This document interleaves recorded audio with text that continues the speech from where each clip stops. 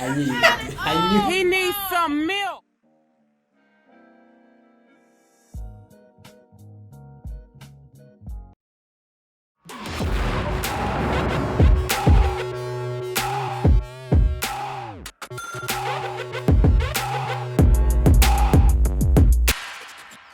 Ready?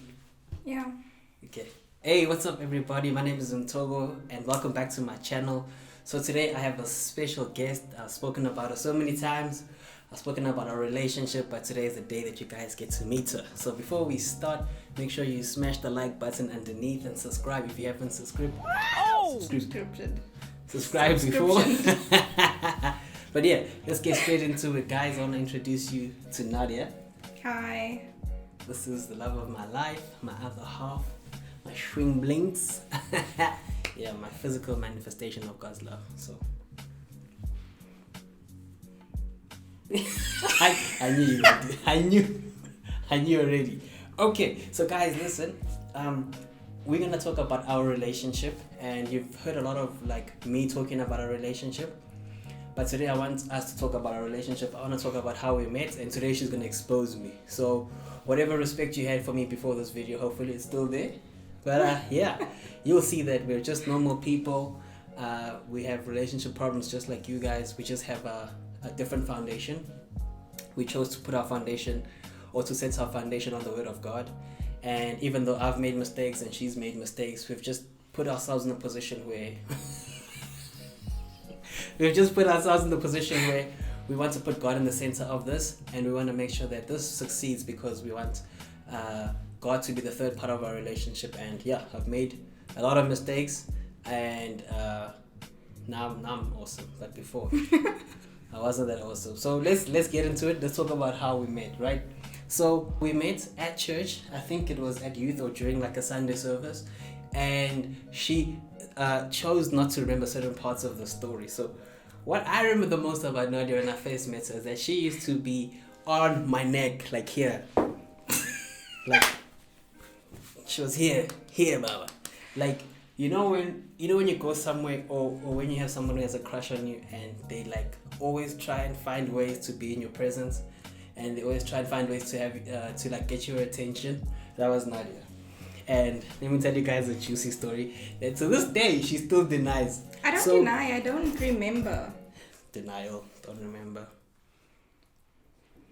Okay, so she used to do something so inappropriate, guys. Listen, if you like someone at church, the one thing that you shouldn't do is exactly what I'm about to tell you. So Nadia used to smack my bum at church. Like, she literally used to walk up and go, "Pah!" Sometimes she'd grab and scoop. No, she didn't grab and scoop. But sometimes she really used to like smack my bum. And I used to find it so inappropriate. It used to be so irritating. But that's basically like how we met as people the very first time, nah? Wait, it the was smacking? at church. Oh, No, I at thought church. like the bum thing. No, okay. no, Yeah, basically. I didn't know you before church, yeah. Yeah. Correct. So we met at church, and then after a while, you started showing actually that you were interested in me, no? I think the smacking of the bum that you say I did should have shown interest. Yeah. So I don't know. Okay. So that happens, and then we fast forward a little bit to the point where I start showing interest in you. Yeah. Okay. But the interest that I showed wasn't actually like in terms of having a long-term relationship and like being a couple. So I remember, when was it? 2015? Okay, around 2015, we used to chat, and then we started actually hooking up, right? And I used to drive to her place, we used to hook up, and then I'd go back to work. Nah? And at the time, the whole thing was no strings attached, no commitment, nothing is serious. Am I still on the right track here? Yeah. Okay. Now, as you know, when people say no strings attached, or just friends with benefits and all those kinds of things, that is the biggest lie on earth. It doesn't happen, because somebody's gonna catch feelings, and if you both don't catch feelings at the same time, somebody's gonna get hurt. Okay? So if you're watching this video and you're in a situationship, I won't even say relationship, a situationship with someone, and you guys have this whole idea of being friends with benefits, or you're just hooking up, or you're just having fun, that is the best way to hurt somebody's feelings, because best believe that one person is going to have, one person is going to catch feelings, and the other one might not catch feelings, and I think that's what's going to cause a lot of conflict in a relationship, and ultimately cause somebody to get hurt. So, what happened? Who got hurt? What happened? I think it's obvious. Tell the people. I think it's Tell obvious the who got people. hurt. I got hurt. Yeah. What happened? What do you mean? What happened? I caught feelings. Okay, so Nadia caught feelings before I did, way before I did, and she started asking the question that I think a lot of people who are just getting to know each other or messing around or anything like that ask is, what are we? Right? And you know, if you're a guy and you're not ready to be in a committed relationship, when she says, what are we? Your mind just goes, abort, run away, right? And over time, these conversations used to always come up, right? Because sometimes we'll be friends, sometimes we'll be not, sometimes we'll be fighting, sometimes we wouldn't even talk to each other. So we're serving in church. I'm working in the church at the time, right? So I'm in part-time ministry, going into full-time ministry, right? And sometimes we're talking, sometimes we're really happy, sometimes we're not, right? And a lot of the times where we weren't happy was because I couldn't commit to a relationship with Nadia, even though Nadia knew for a long time that she actually wanted to commit to a relationship with me, right? So time goes on, I leave my job and I actually start a church. And you were, when I resigned, you were in Nelspruit. Yeah. Right, so same church, different branch. Yeah, so same church, different branch, and we both had the same position, but in two different churches, right?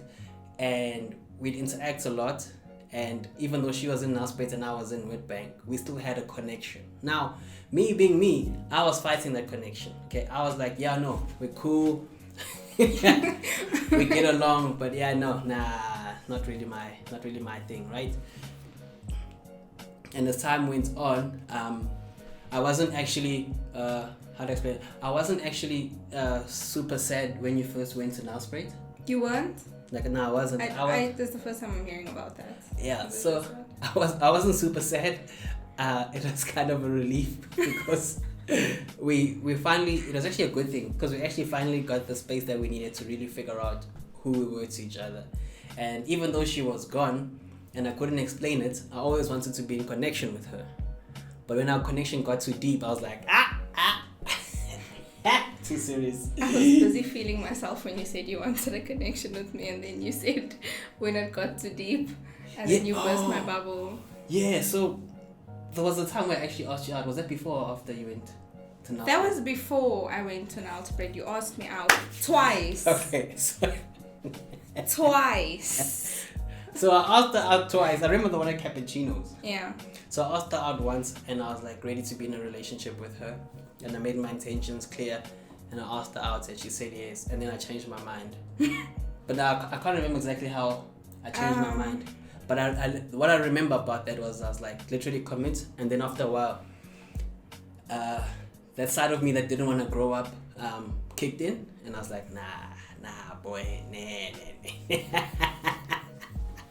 I laugh now, but I know it cut you deep. Like I know it's super. So what was the other time when I actually asked you? The second time. The second time was at Cappuccinos. When was the first time? Maybe that one was over the phone. Okay, I can't remember. But the second time was at Cappuccinos. Yeah. Yeah, and then you were like, let's try this again. I want to try this again. That's how I know it was the second time, because it was like a try again us type of thing. Yeah. I actually remember the again part. Yeah. I even remember what we were eating. We were eating fruit salad. Yeah. Oh, was that during the Daniel fast? No, why would I be eating a fruit salad with that? We liked fruit salad at that stage because we were both dancing still. Oh, snap. Yeah, so we wanted to be healthy and you were like gymming and stuff. Oh, and you're eating junk food throughout the rest of the day, so you want it like healthy in the morning. It's either that or you were too broke to buy like a big meal, so then we decided on He needs some milk. I was working. I had money. Like, maybe you didn't want to spend it on me. Maybe I was just. I like the first answer. I like the answer about being healthy. Okay, so that's basically how we met.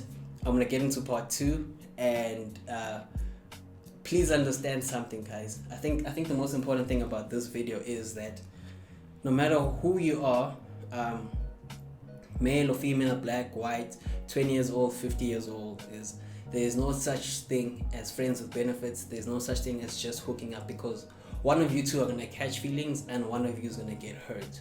And even though one of you don't want to grow up and really make the commitment, we want to advise you to actually either step up or step out. So don't play in the middle, because feelings get hurt, and there's still actually a lot of healing that we are doing. Most of it is done, but there's still like a lot of talking and a lot of healing that we have to still do because of that season in our lives. And please spare the other person all that pain, all that hurt, and just commit or step out.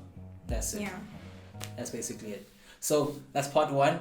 Please make sure you look out for part 2. It's coming very soon, and we're going to tell you what happens next. Peace. Bye.